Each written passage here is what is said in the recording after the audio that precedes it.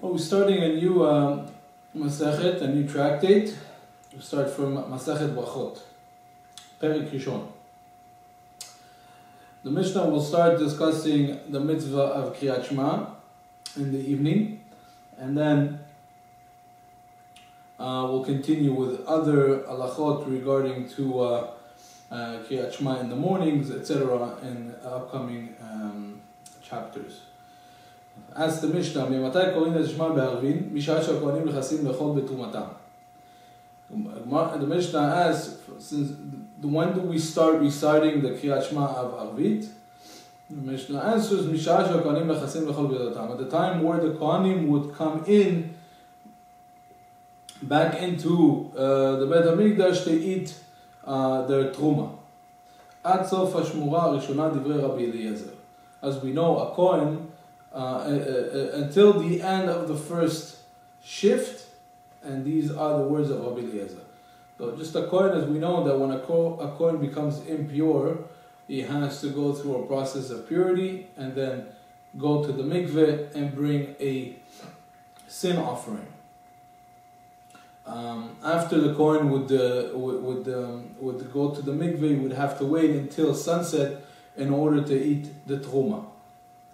And therefore the Gemara and therefore the Mishnah tells us, when is this the time, the proper time to start reciting a Kriyat Shema? The indication would be when the Kohen goes to the mikveh and awaits the time for sunset, which would be later on. The Gemara will ask, why doesn't the Mishnah just say that it's Zman Avtzedok Kochavim, which means the seeing of the three stars, as we will see later on in the Gemara. Chachamim omrim ad chatzot. Rabban Gamliel omer ad shel amud hashachar. So we see from this that the Mishnah does not bring that there is any dispute with it about the beginning of the time. Everybody holds that it's from the time of Shakohanim Nechasim Lechol B'Yidratam. The dispute in the Mishnah itself is until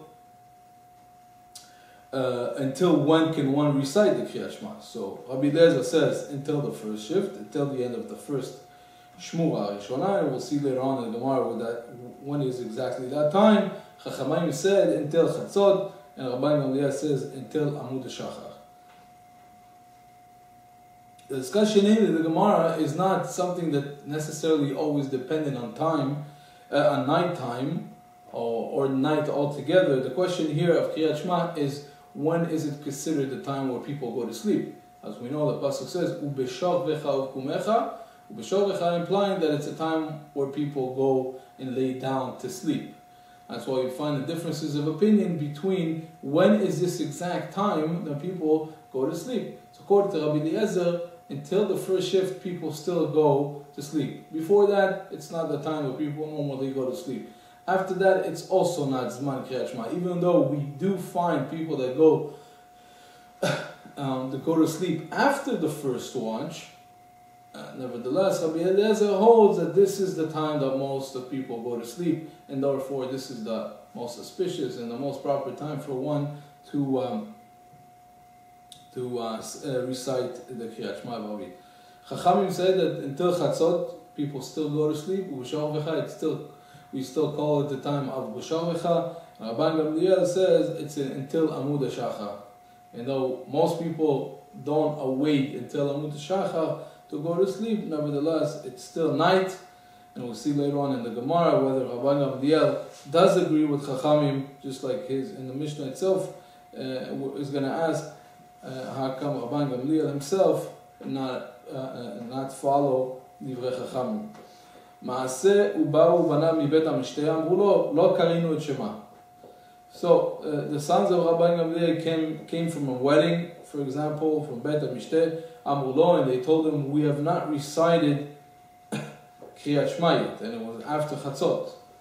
אמר להן, אם לא עמוד השחר, חייבים אתם לקרות ולא זו בלבד אמרו, אלא כל מה שאמרו חכמים, עד חצות מצוותו עד שעד עמוד השחר. So he says, if Amud Hashachar did not come, in other words, sunrise, well, not sunrise, but dusk, then you are still obligated to recite the Kriyat Shema. says Rabban Gamliel to his sons. And Rabban Gamliel adds and say, all of the places that Chachamim said, Chatzot, it's only what's preferable to do. But as long as Amud HaShachar did not, the dusk is still not here, you're still obligated to fulfill the mitzvah, even though Chachamim said it's until Chatzot. The Gemara brings another case, in a case of burnt offering of the fats in the limbs, hekter chalavim, in regards to the burning of the fats and the limbs. Mitzvatam machel amud hashachar.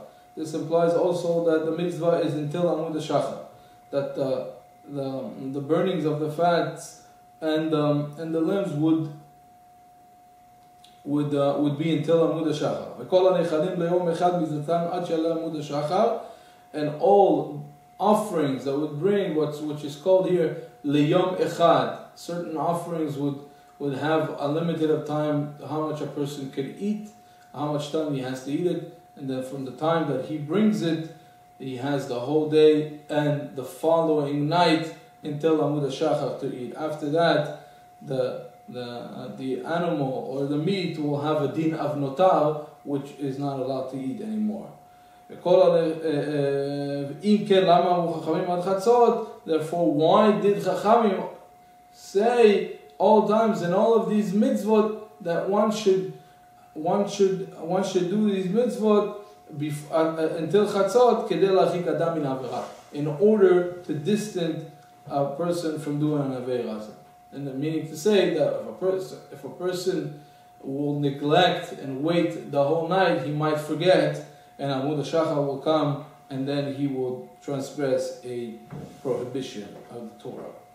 Gemara asks, Tana echakai.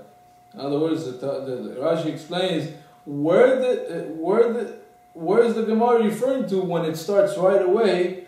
The Mishnah starts right away of asking, when do we start reciting Kriyat Shema? Why doesn't the Mishnah first ask what is the source of Kriyat Shema? How do we even know that one has to recite Kriyat Shema, whether it's an Arvit or Shachit? How do we know that one has to recite it all together? Me'matai. V'tu ma'ishna detani ba'arvit b'reisha, litna d'shachit b'reisha. Another, furthermore, why does the Mishnah start with the Kriyat Shema of Arvit? It should have started with the Kriyat of Shachit. This is when people wake up. Why is the order of Arvit and then Shachit?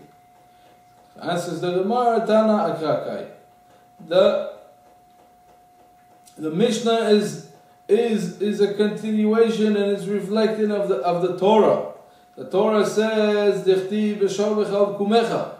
It's referring to the Torah where it says b'shor b'chav kumecha. Ve'achik tan. And this is, and in the verse b'shor b'chav kumecha, one learns that he has the obligation of reciting the Kriyat Shema. Ve'achik tani. And this is what the Mishnah is teaching us.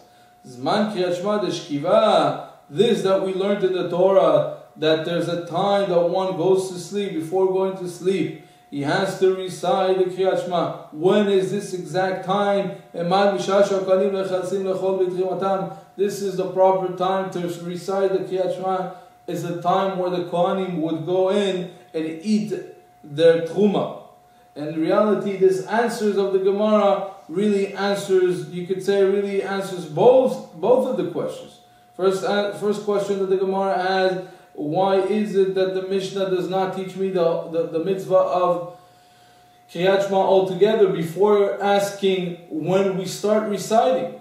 So we answer that we learn it from B'shor b'chav kumecha. The second question, why do we start by teaching us the mitzvah, the time of reciting of Kriyat Shema Arvit instead of Kriyat Shachrit? And simply we could say, because the order in the verse itself, it says b'shor b'cha, at the time when one lays down to sleep, uvkumecha, and one wakes up. V'ipotema, the Gemara answers another answer. Eima yalif mipriyato shel olam. How do we learn that one should start? Why do we learn that we should first know the Kriyat Shema Arvit? We can learn that's the way that God created the world. The chtiv, that the day always follows the night. that the night comes first and then comes the morning. Therefore, the Gemara started teaching us with the mitzvah of Kriyat Shema Arvit, and then later on taught us the mitzvah of Kriyat Shachrit. Iachi Seifa Dikdani B'Shachar Mevacher Shtayim Lefanea V'Achat La'Acharea U'Ba'ech Mevacher Shtayim Lefanea V'Shtayim La'Acharea. If so, based on your logic, based on your what you just taught us, that we learned that B'Shov V'Chav Kumecha, we learned that when Hashem created the world, the order was that the day follows the night. That the night was created before, and therefore we teach us the mitzvah of Kriyat Shema, the time of Kriyat Shema Arvit, before, at first, and then the Kriyat Shema Arvit. Based on that, why is it that at the end of the Mishnah we find that the Mishnah teaches us the laws of Kriyat Shema and Shachrit, and then teaches us the laws of Kriyat Arvit, and it did not follow the same as the beginning of a Mishnah, in other words, our Mishnah? Answers the Gemara, Tana Patach Be'arvit, V'adar Tana B'Shachrit. Our Mishnah, our Tana of the Mishnah opened, in other words, it started teaching us the mitzvah of Kriyat Shema of Arvit. And after that it taught us the mitzvah and the time of Kriyat Shema of Shachrit.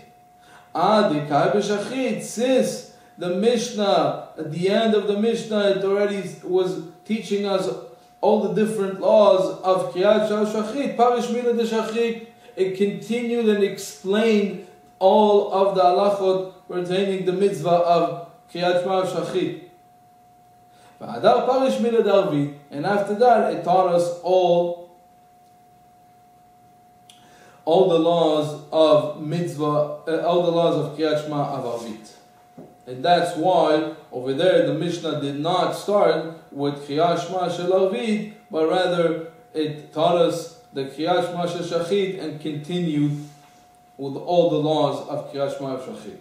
Amar, the Gemara asks a question, says, Misha Kohanim Chasim Lechovotam Birti Kohanim Emat Kayach Leitchuma Misha Tzedek Kochavim. He says he doesn't understand what it says in the Mishnah. The Mishnah says Misha Kohanim Chasim Lechovotam. When do we start reciting Kriyat Shema Shel Arvit? The Mishnah teaches us that it's the time the Kohanim go eat their Truma. Says, and when do the Kohanim go eat the Truma? It said the Kochavim. Ask Mar, Litna Mishatz the Kochavim, Ilta, Mishatz the Kochavim. Just eat, the Mishnah should have just said in short, Me'matai Kohanim Shah B'Arvit, when does one recite the Kriyat Shema B'Arvit? Is the time, it said the Kochavim, instead of teaching us Mishatz, Kohanim, Chasim, Echot, Tilmotam, it should have just said in short. The Gemara answered, Milta Agav Uche Kemashmalan. The Mishnah wanted to teach us something, B'derech Agav. It wanted to teach us another law. Kohanim, what did it want to teach us? The Kohanim, Emat Ka'achle Betruma. When did the Kohanim eat the Truma? Misha'at Tzedek Kochavim, at the time of the Tzedek Kochavim. V'ha Kemashmalan, and it's coming to teach us the Kapara Lo Me'agve. Coming to teach us that it's not the kapara, it's not the korban that the Kohanim had to bring in the process, after the process of purification. And we mentioned above that the Kohen, after going the process of purification and going to the mikveh, he still had to do two things in order to have a complete kapara, and in order to have a complete atonement for becoming impure. First, you would have to wait for sunset, you would have to wait for Tzedek Kochavim, then you would have to bring a korban, you would have to bring a sacrifice to atone for his sin. But the Mishnah teaches us here that the kapara itself, in order for him to eat Truma, he does not have to wait until he brings the korban. He only has to wait until sunset, until Tzedek Kochavim, and after that he can immediately eat Truma. And the kapara itself, in other words, the sacrifice itself, does not prevent him from eating the Truma. How do we know so? Because the verse tells us so. And the sun will come and will purify. and the sun will set and would purify. It's the sunset that deprives him from eating the truma. And it's not his kapara, in other words, it's not his sacrifice that prevents him from eating truma. Umimai, the Gemara asks, how do you know who ba? How do we know that when the verse says V'ba Shemesh, that the sun came implies that it's the sunset? And how do we know when it says Vataher, it means that the day itself was completely removed, completely gone?